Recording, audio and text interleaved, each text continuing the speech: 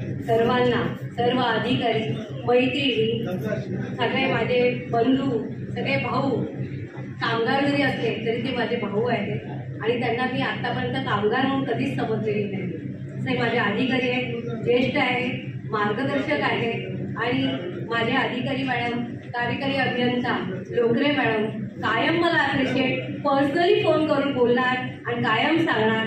असे अप्रिशिएट करणारे सगळे अधिकारी आज मला इतकं म्हणजे भरून आलेलं आहे की आता मला शब्दच नाही. सर्वांनी त्या भाषणामध्ये सांगितलेलंच आहे, सगळं माझं वर्णन प्रत्येकाने सांगितलेलं आहे. मी फार स्ट्रगल करून, संघर्ष करून या पदावर आलेली आहे. अगदी शिक्षणापासून, शिक्षण घेण्यासाठी पण मला स्ट्रगल करावं लागलेलं आहे. शिक्षण घेऊनच मी आज या पदावर इकडे आलेली आहे.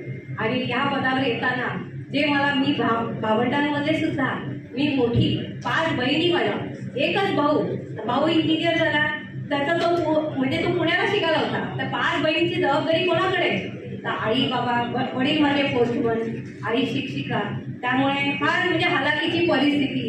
अशा परिस्थितीत सुद्धा मी माझं स्ट्रगल करत, रस्ता काढत या मार्गाने आलेले आहे आणि त्याच्या